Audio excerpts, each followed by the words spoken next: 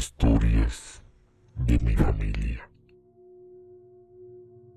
Siempre he creído que la familia lleva una influencia bastante pesada en todos sus integrantes, por lo que siempre me interesó la historia de mi familia y cómo ciertos patrones se repiten.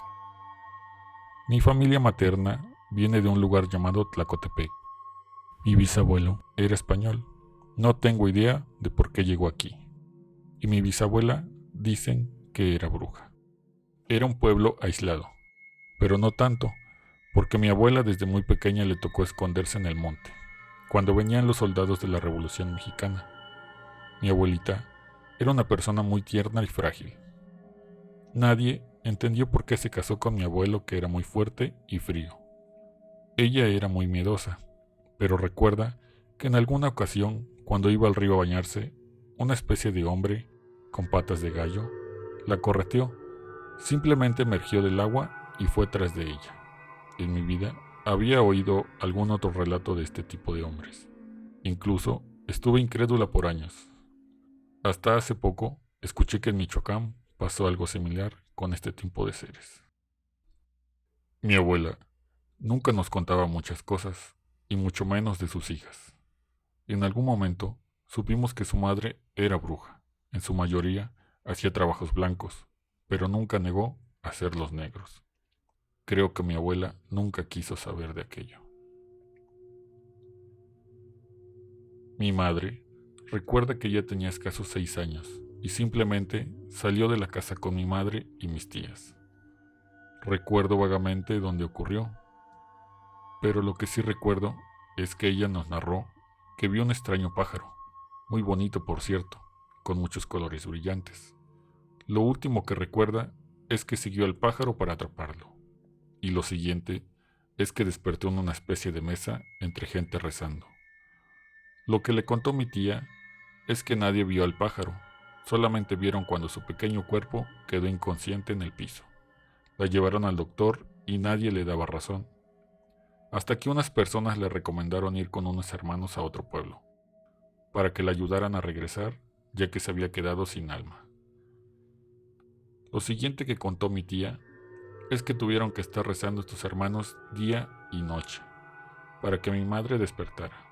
Fue hasta el tercer día que despertó pálida y hambrienta, pero sin recordar nada del sueño.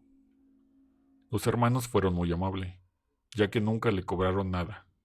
Sin embargo, mi abuelo les hizo una gran donación con víveres. Desde ese momento, mi madre recuerda que mi abuela era muy cuidadosa con ella, ya que le habían dicho que mi madre tenía esa sensibilidad de ver cosas y ser presa fácil, ya que era herencia de mi bisabuela.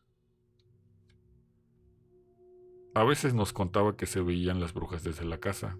Subía una barda que rodeaba el terreno y en la tarde-noche, ciertos días de la semana, se veían luces flotando en el cielo. Mi abuela la regañaba ya que temía que le pasara algo, como lo que le había ocurrido. Pero mi mamá era muy necia y seguía viendo las brujas volando. En alguna ocasión nos contó que era secreto a voces que cierto pueblito de Oaxaca era conocido por estar lleno de brujas. Ella no quería creer, pero el día que llegó a ir, entendió. Nos contaba que parecía un pueblo fantasma. Las señoras que se veían por la calle se veían ancianas, vestidas de luto, decrépitas y algunas hasta deformes. Recuerda a una en particular que se iba arrastrando por la calle, en una especie de carrito. Sintió mucha lástima por esa señora. Pero lo que le dijeron era que ella se encontraba así porque alguien había encontrado sus piernas y ya no podía volar. Se decía que para poder volar las brujas tienen que quitarse las piernas. Pero no solo a ella le pasaban cosas, sino que a mi abuelo también le ocurrían. Mi abuelo era una persona muy dura y seria. Solamente sus hijos veían lo cariñoso que podía ser. Siendo así, era raro que algo le impresionara, como lo que le llegó a pasar en las cuevas. Algunos creen que las cuevas son puertas al inframundo o que poseen una energía diferente. Lo que platicaba mi abuela es que cuando construyeron la carretera hacia Oaxaca era un lugar muy peligroso. Incluso hubieron muchos muertos, simplemente porque el señor del cerro o el protector se negaba a que lo dinamitaran, por lo que pedía su cuota de almas. y así podían derrumbarlo. Es como esa carretera está llena de curvas, porque el protector no los dejaba pasar. Volviendo a las cuevas, mi abuelo, que salía a hacer negocios o a ver la siembra, salía siempre solo y regresaba tarde. Lo acompañaba un perro muy grande llamado General. Mi mamá recuerda que ese perro era muy faldero con su familia, pero más con mi abuelo. En cierta ocasión, mi abuelo ya no pudo llegar a casa porque se soltó un diluvio. Se refugió como pudo en una cueva con General. Ahí se quedó dormido. Después de cierto tiempo se despertó y lo que recuerda es ver una luz al fondo del túnel. Algo muy raro, porque ni siquiera pudo hacer fuego. Fue a ver qué ocurría y lo que vio no lo podía creer. Alguien había hecho una fogata y junto había una mesa muy lujosa con comida y joyas de oro brillante. Además, escondido abajo de la mesa, un cachorrito muy lindo que lo miraba con ojos de amor. Mi abuelo les platicó que estuvo tentado a comer y llevarse al cachorro. Lo primero, porque estaba muy hambriento, y el segundo, porque le encantaban los perros.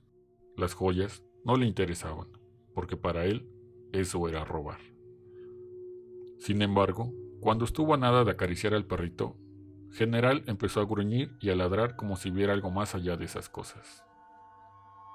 Mi abuelo, que se había embelesado, recobró el sentido por los ladridos y recordó lo que le habían comentado, que siempre tuviera cuidado con los señores del cerro, porque tenían la manía de encantar a la gente. Ya recobrando la compostura, simplemente se dio la vuelta y se fue de la cueva sin dar vuelta atrás para no ser tentado. La familia de mi madre, curiosamente, se compone por 3 mujeres. Únicamente ellas sobrevivieron, ya que los otros 7 hermanos que tuvo fallecieron muy pequeños, por diversas causas, algunos por enfermedad y otros por accidente. En algún momento, alguien le dijo a mi madre que fue debido al carbón